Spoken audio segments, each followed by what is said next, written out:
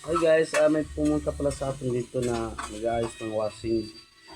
Ayusin natin kasi di daw umiikot. Titingnan natin mabuti, papalitan na ng motor. At i-check natin kung anong diferensya.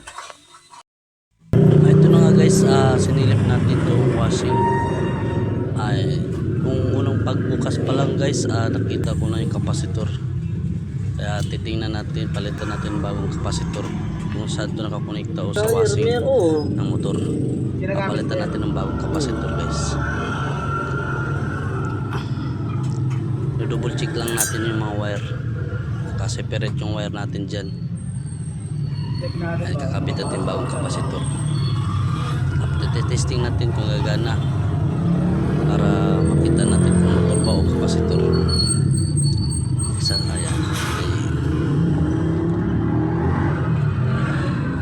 Tapos titingnan natin, ay sasaksak lang natin. Ayan. Sisilipin natin kung gagana. Kapasitor nga.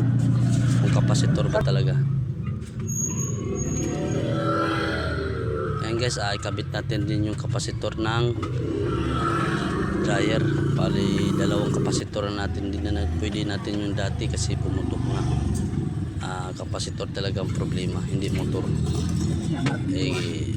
Buti na lang na check natin mabuti. Ayan, paganahin natin. Ayan, malakas na. So ibig sabihin kapasitor ang problema, hindi